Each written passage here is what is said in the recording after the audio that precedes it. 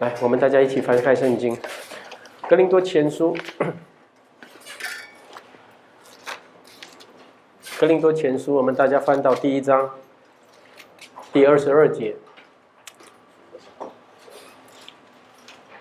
第1章22节，我们看犹太人是要求神迹，希腊人是求智慧，我们却是传钉十字架的基督，在犹太人为绊脚石，在外邦人为愚拙。各位亲爱的弟兄姐妹，这个求神迹的信仰啊，已经遍满整个教会界。但是各位，我们的上帝是不是行神迹的上帝？是。但是他所行的那个神迹是什么神迹？他所今天在人的生命里面所行的是呢死而复活的神迹，对不对？那个心意更新变化的神迹，这是世界的人属肉的人不能了解的东西。各位，你现在得病好了，你等一下还会死的，对不对？你现在得到配偶，结婚之后又有婚姻之苦。各位亲爱的弟兄姐妹，但是死而复活的神迹。那希腊人求智慧，各位，神的话有没有智慧？对，什么智慧？教你认识真理的智慧，不是人地上的一种智慧委婉的话，那种奉承人的话，就搞人际关系的话，不是那种智慧，也不是那种知识主义的东西。神的话不在于字句，乃在于经意。各位看，我们传钉十字架的耶稣里面，这里面呢有什么？有圣灵与圣徒同在的神迹，也有这个真理的智慧在里面的所以24节，对不对？所以呢，这个是犹太人认为是绊脚石，外邦人认为愚拙，但在那蒙召的，无论是犹太人、希腊人，基督总为神的能力、神的智慧的。感谢主因为神的愚拙总比人智慧，神的软弱比人刚强，对不对？人怎么能够跟神比啊？对不对？那么你看，那么我们知道了，神是这么全能的，这么伟大的。那我们人凡人要讲他的道的时候，我们能不恐惧战惊吗？各位，这句话很重要。我们真的要把圣灵的明证要带出来的时候，那个我们的心里面的焦虑、交战啊，就是我们为什么有一些人这么清楚的知道主的声音，有一些人是乱讲一堂，有些人是专门把世界的道理放在教会的讲台来讲。这个就是差异在这个地方了。所以你看保罗是怎么讲到的？保罗的知识充满，保罗行过各种的神迹，但是每一次他要讲神的道的时候，第2章3节这里说，2章3节，我在你们那里又软弱又惧怕又甚战兢。各位，讲道者有这样吗？就我说的话讲的道，不是用智慧委婉的言语，乃是用圣灵和大能的明证。那位在他心中的圣灵指示他，叫他知道这是主上帝要讲的话，他才能讲的。我亲爱的弟兄姐妹，所以他讲出来的时候呢，这是连他自己要顺服的，他自己先要顺服的。然后这讲出来的时候呢，谁负责？我们上帝负责，对不对？上帝。所以呢，讲出来听信的人啊，圣灵的工作扫尽人的邪情私欲，对不对？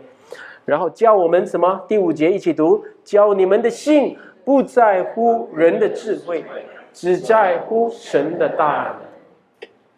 各位，我们怎么得着神的声音啊？这个是不但我们讲道者带领者、小组长，我们需要听到，然后知道这是给这群组员的，我们讲出来。因为我们有时候我们牧养了之后，我们看到他们整个的问题还没有突破的地方，有常常给魔鬼通道，有属肉的地方，对不对？爱世界的地方，所以我们讲。但是我们声明自己本身，我们自己也要听到主的声音啊。所以如何这个神的声音啊，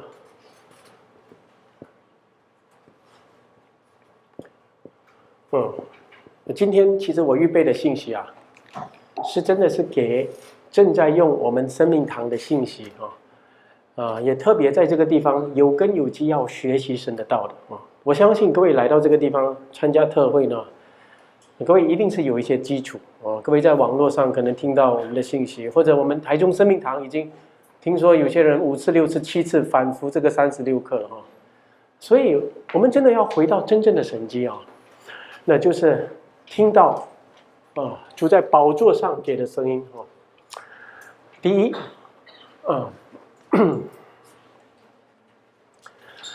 神的声音在于神的话，对不对？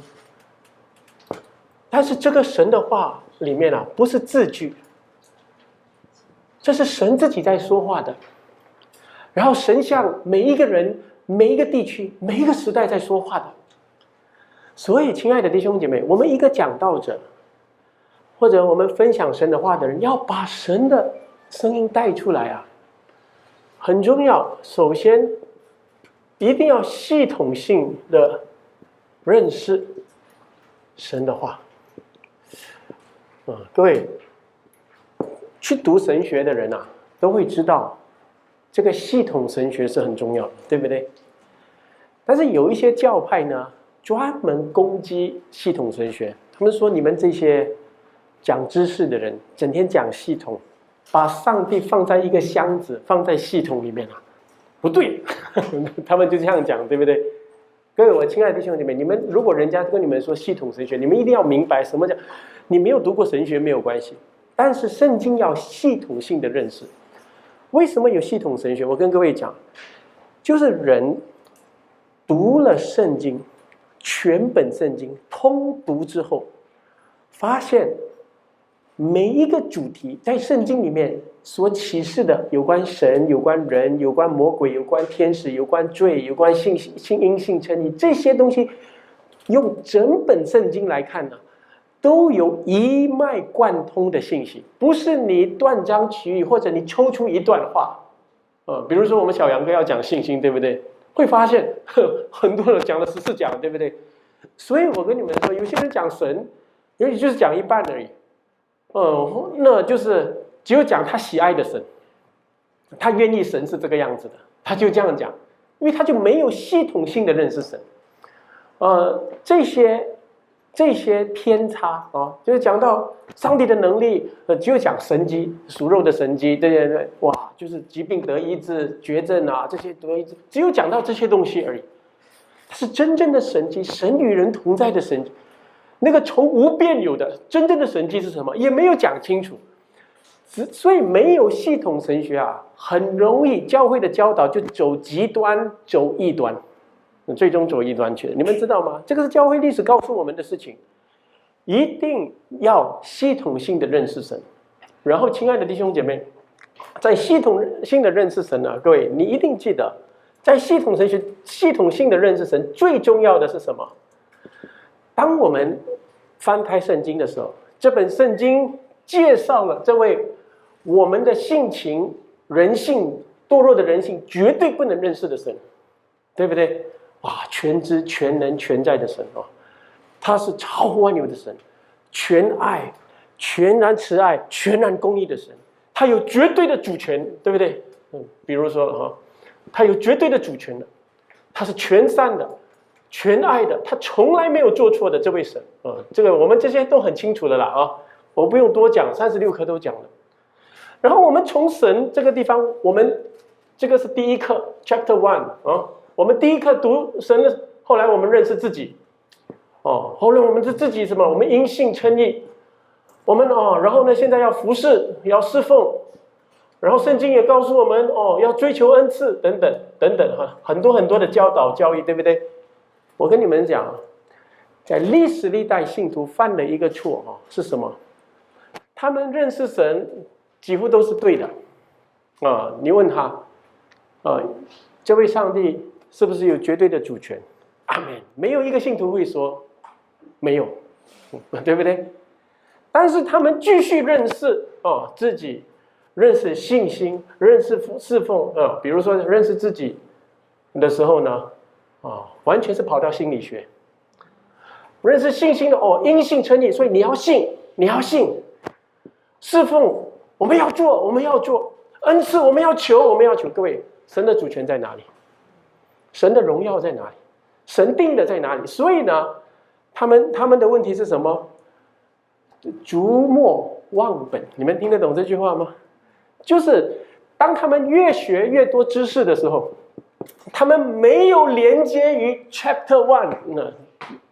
这个就是所有系统神学的失败。如果有些系统神学是乱来的，就是有一些教导很好，有一些是乱来的啦，连知识都错了。但是有一些是教的都对，他讲神的都对，他讲我们人的生命神被造的，所以我们要怎样荣耀神服侍神，但是他忘了讲，你荣耀神服侍神，这是神在你里面运行，使你立志行事，成就他的美意，这是神的伟大，神的工作啊。所以你做的时候你做不了，有时候你为你的家人祷告的时候，他们没有信主，你不要挣扎，这是神给你的急迫焦急。你们了解我的意思吗？你们为你们的孩子祷告，他不听，他软弱，你要知道，因为他是重要的孩子，所以神把这样的恩惠放在你心中，为他的迫切继续祷告，10年、20年、30年，有一天他成为伟大的神的器皿，他转变的那一刻，你们了解吗？在你的灰心绝望，你学习很多神的话，好像跟你的处境现实不一样的时候，你千万不要跟神的伟大、神的全能来脱节。你听得懂吗？这个就是系统性的认识神的话，一块一块认识的哈。然后从这边是神为，走下去的时候就变成人为了。你们有没有发现？有一些在教导的人就很清楚，这个是很重要的，因为撒旦的工作就是这样，没有办法推翻神，对不对？但是当你继续学习圣经的时候，它加着仁义，所以教会很多仁义的东西。讲到传福音，传福音的时候，这是谁的工作啊？这是神的工作。所以传福音里面最重要是什么？最重要是福音是什么，对不对？神赐的福音是什么？然后现在讲我们只要有人来教会就好，我们搞节目啊，搞什么啊，只要叫人来，人听到福音，他们听了什么啊？各位亲爱的弟兄姐妹，所以这个什么，再讲一次，逐末忘本。你一直追求后面的东西，忘记本来的东西，非常糟糕。所以我们基督生命堂这个地方一定要很清楚的掌握哈，系统性神学。第二，圣经的本意与我所以这个我们李彻牧师做了很多圣经与我、腓立比书与我、加拉太书与我，对不对？我们生命堂做了很多的这样的书各位，首先呢，为什么我说圣经的本意？各位，这个叫什么？读神学的就读系统神学，对不对？下面就读圣经神学了。但是圣经呢很重要圣经的本意，各位读一个书卷，一段经文，那个圣经经文要讲的是什么？各位，这是最重要的。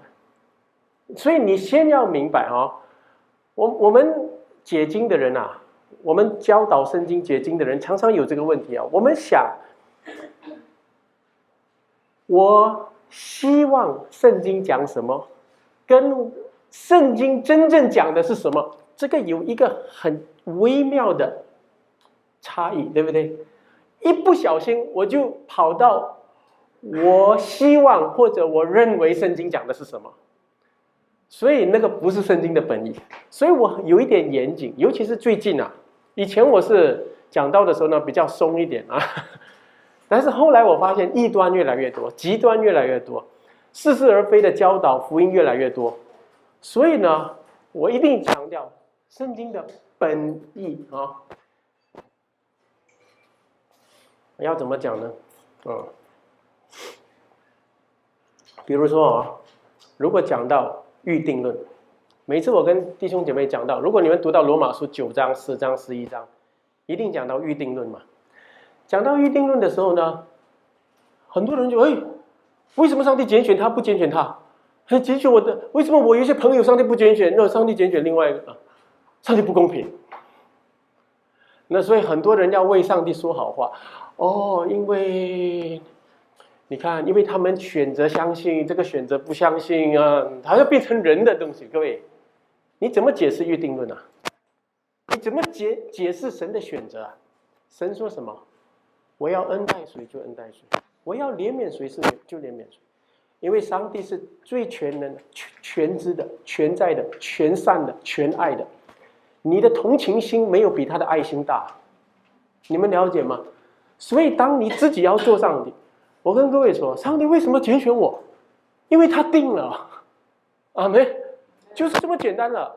如果我在我的家里，我是做爸爸的，我是最聪明的，我是最爱我的家的，然后我说对不起要公平我把家里的财政什么东西交给我的儿子儿子你来管要公平嘛，你管一点我管一点你说我是不是一个像样的爸爸？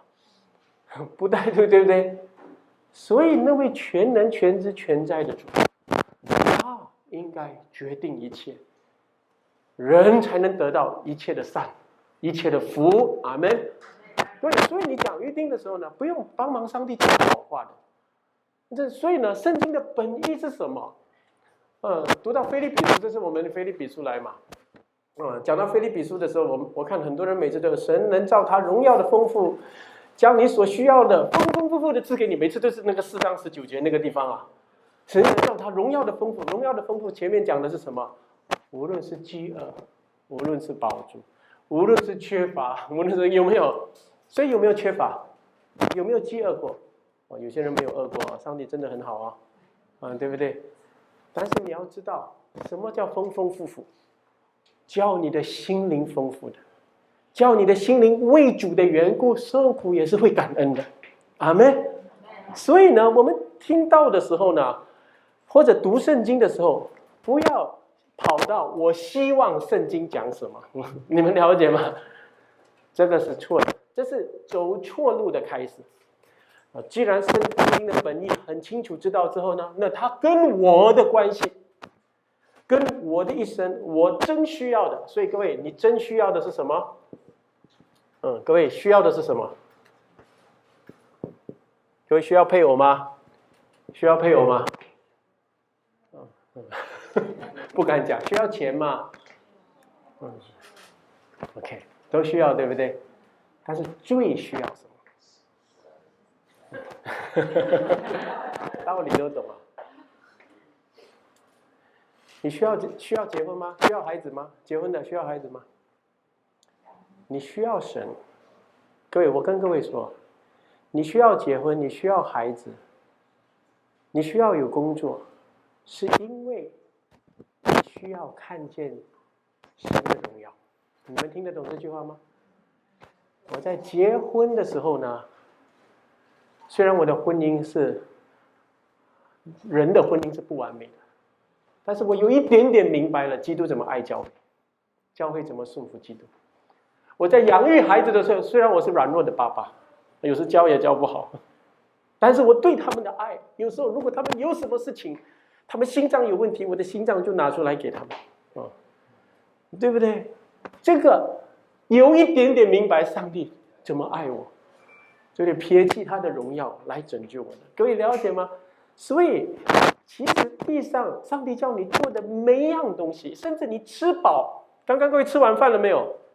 吃了，我还没有吃你刚刚吃饱，那个饱足为了讲什么？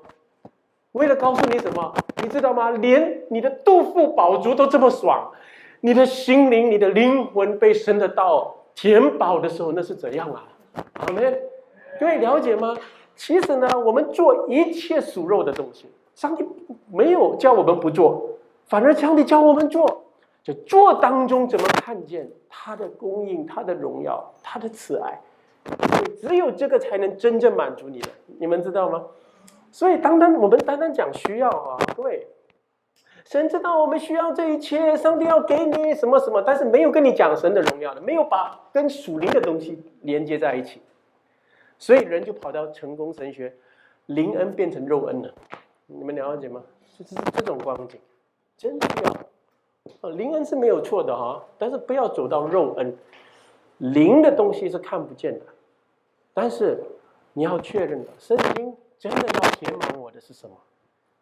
然后，所以这样学圣经啊，这样学圣经的。所以这个叫什么？这个就是36课。所以我们把36课做出来，系统性的认识神啊。各位有没有教人怎样？教人认识神。回答我，下一个是什么？然后能够怎样？与神交通，对不对？我妻子认识我，就是要跟我交通嘛。然后怎样？同行，一起走。不是就把它放在教会里，一起走，24小时7天一起走，凡事上一起走。所以36课的主题嘛，有没有？各位有点头了。我现在是看，有时候不懂，你们懂36课是什么？这个，但是你们没有的话，后面有，你们可以去买哈。所以这个是系统性的认识神，很清楚之后呢，然后才把圣经一本一本读。就会知道了哈，那个骨架有之后，一本一本，它跟我的关系，它跟我的生命，我的被造是怎样？原来有一个无限的生命，那个地方饱足之后啊，其实这个地上什么都享受得到。那个地方不饱足的时候，没有神的道的时候，这个地上越多越痛苦，对不对？然后还有什么？经得起什么时间的考验。这个时间的考验是什么？讲的是什么？如果神学来讲是什么？一定要读什么？一定要读什么？教会历史。教会历史神学。为什么？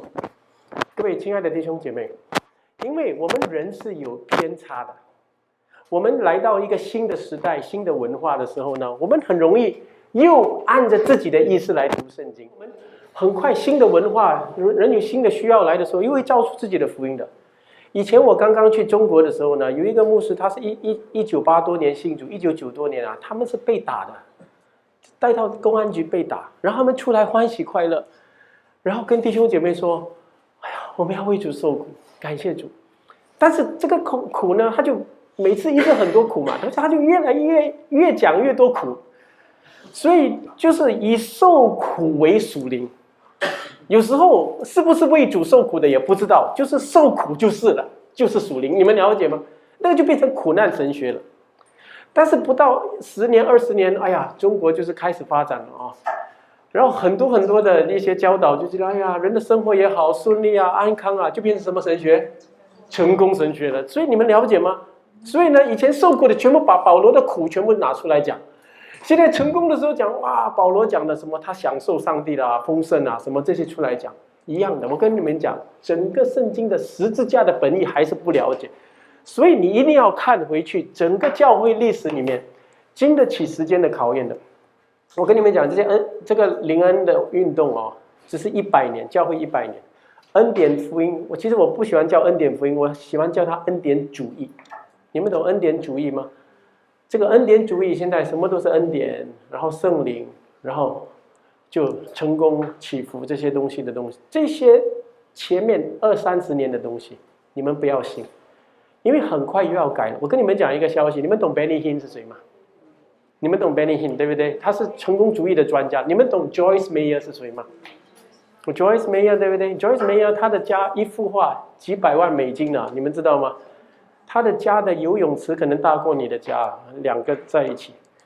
他的家是5间在一起啊，一个地区来的。你们的 Joyce Meyer， 然后他传上帝怎么教他兴盛复兴。你们知道他们最近讲什么吗？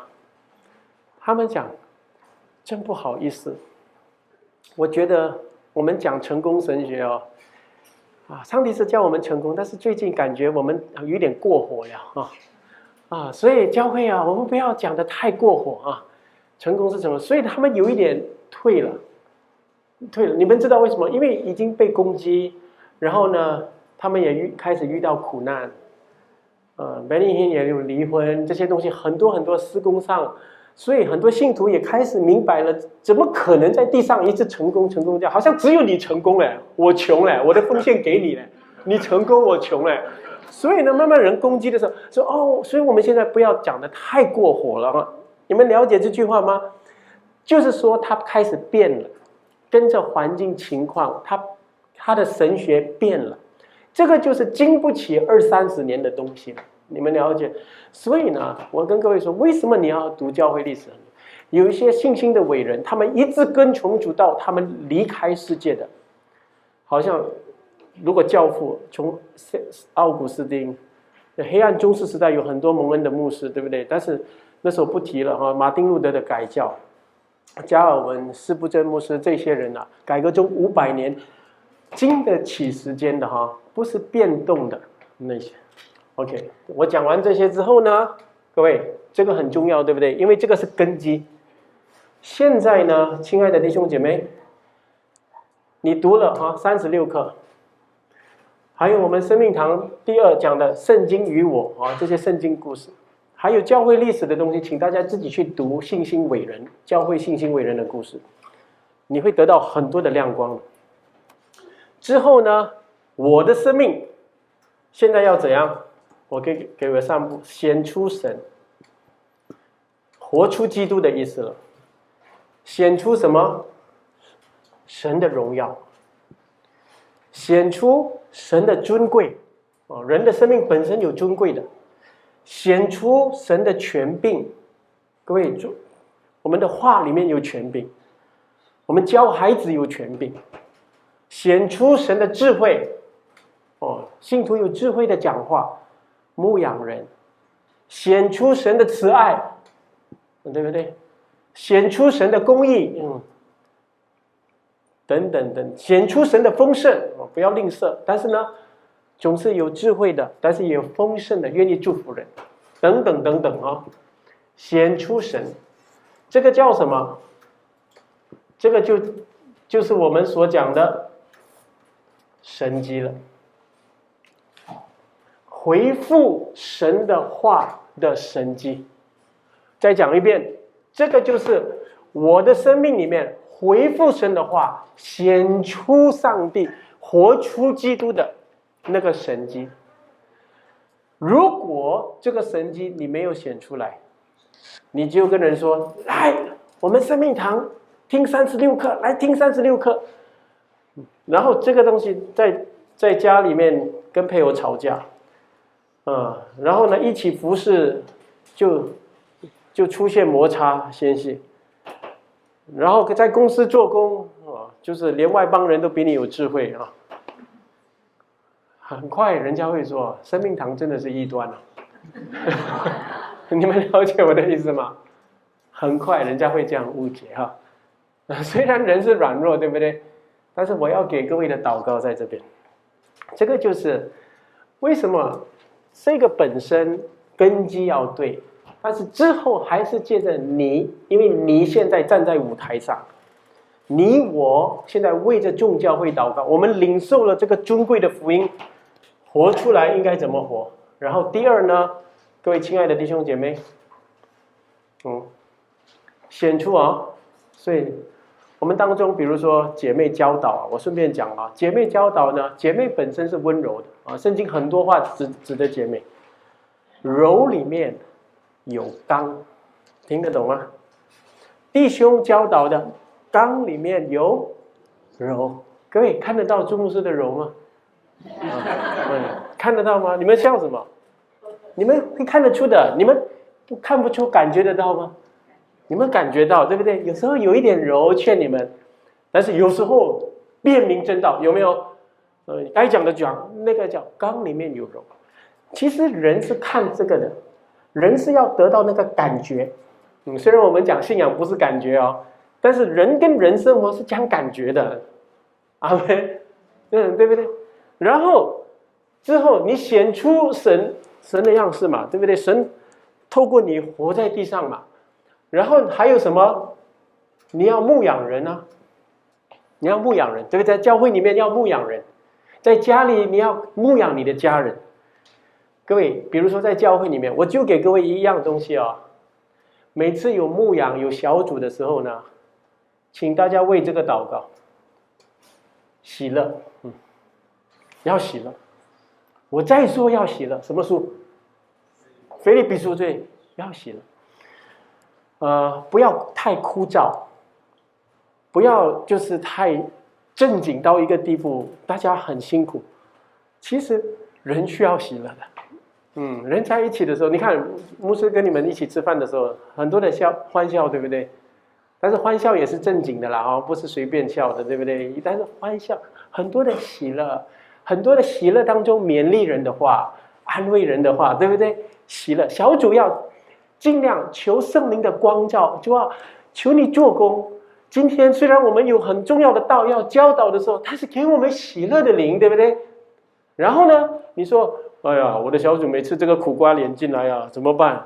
他一进来，我们的整个小组的气氛都不对了所以呢，圣经有说什么？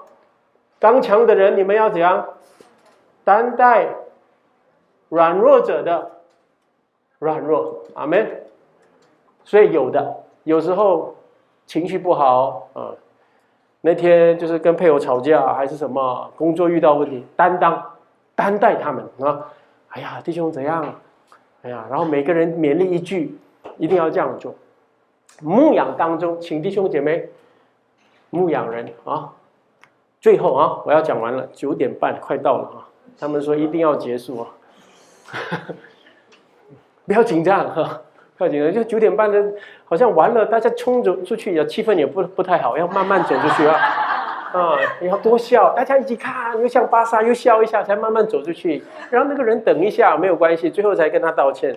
明天有饭的话，给他一包饭那个东西。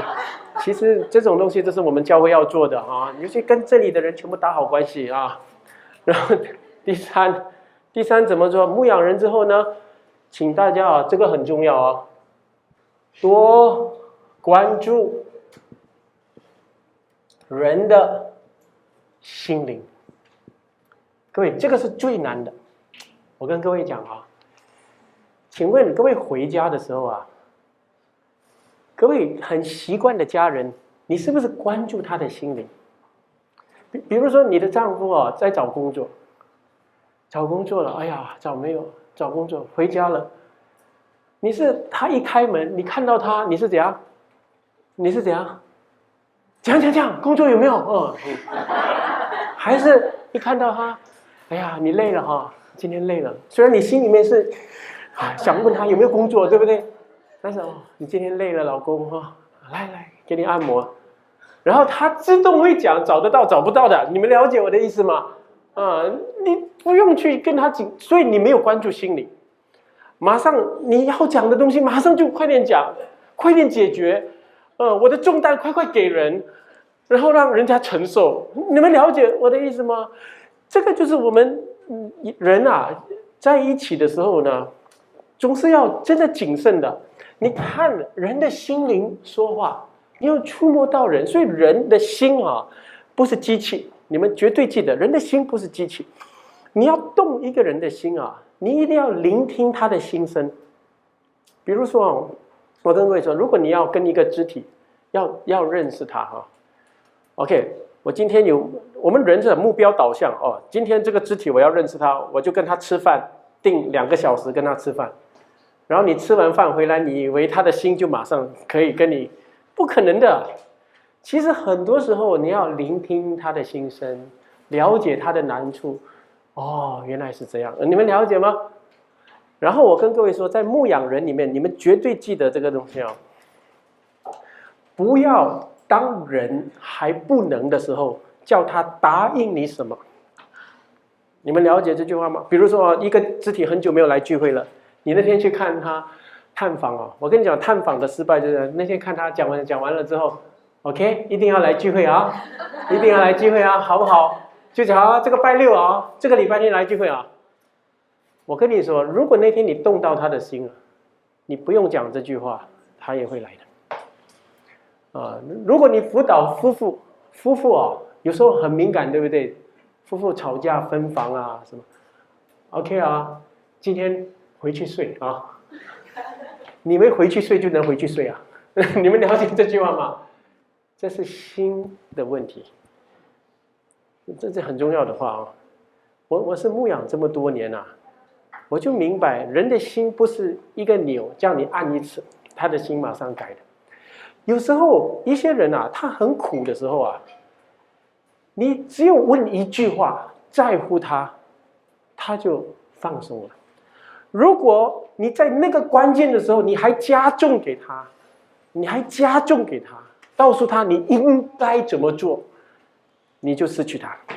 其实一线之差，你们知道吗？这个就是你们要成为心灵的专家，心灵的专家。这些其实你们做得好的话，连家庭生活都没有问题。教会是一个训练场，如果教会你跟一般的弟兄姐妹能够体恤、能够担当的话，你回到家哇不一样的。但是有些人说：“哎，我的配偶啊，真的讨厌死了。”他就对每个人好，就回家对我不好。有些人也是这样啊。那配偶的问题呢？当然，家里面的事情是很多的啊。有时候我们要看，我们给彼此的感觉不对的时候呢，有时候不说话，有时候冷战，那个东西。但是其实冷战的时候呢，我们一直要你说话了，为什么你不说话？这样不可以的。你一定问他的心要怎么开啊？这个也很重要啊。谈恋爱也是一样啊，夫妇生活都是一样的东西。请大家多关注人的心灵。为什么各位这么紧绷啊？我讲这些东西是不是控告到你们啊？我是讲的时候，我以为你们会笑，我好像很紧张这样啊，好像牧师在讲我们这样啊，所以今天不得不要回去悔改啊。其实我跟你们说，我的讲道多数是我失败过的地方。多数，但是主接着他的道给我一个反思的心啊，所以每次我问我自己的心，为什么我当时就讲这句话？为什么我不能等一下，看一下他的表情，然后才反应？因为有时候对不对？其实，在牧养生涯当中啊，我经过很多次之后，所以才能够到今天会明白这些东西啊，请大家多思考哦。所以这个根基对了，然后你活出基督，牧养人有喜乐，然后多关注人的心灵，我绝对保证你啊，你谁都喜欢跟你在一起啊，谁都跟你教会呢开开心心的，好吧？阿们所以最后我的主题是什么？怎么得到神的声音？讲道者、传道者、带小组，怎么得到神的声音？神的声音在哪里？翻开圣经读就是了嘛，对不对？对，没有错。翻开圣经读，有系统的读，那神的本意、圣经的本意，还有很清楚的知道了，对不对？但是你要知道，神的话是活着的，神的话里面有灵，有圣灵的工作，所以圣灵在我的身上，当我活出来，跟人的心连心，能够理解人，也牧养人的时候，其实你对神的声音啊特别敏感，因为神在什么？神在众人之上，众人之内，还有运行在众人之中，对不对？你们交通交流相爱当中，他做工的。所以请大家好好掌握，这些是尽在不言中的道来的啊！你们要掌握得到那个精义啊！愿主祝福大家哈！我们时间过了5分钟啊，那明天我们再来好不好？明天几点？9点半。好，我们一起祷告。主感谢你今天给我们这样的恩惠，今天晚上这很短的时间里面，主向我们讲了我们教会真的需要多要祷告的地方，也特别要更新、要成长的地方。主有一些，主你活在我们当中，但是很多时候我们很容易就是听自己要听的。求主给我们一个蒙恩的也敏感的心灵，主教我们听了你的道之后，我们喜欢聆听主的声音，我们也能够透过聆听主的声音，也了解我们旁边的人弟兄姐妹的心灵。主在这个方面求主祝福帮助恩膏我们，也祝福我们这里所有的弟兄姐妹，不管来自怎样的教会，不管是不是在我们台中基督生命堂，让他们也成为他们教会的力量。求主祝福，我们感谢祷告，奉主耶稣基督的名，阿门。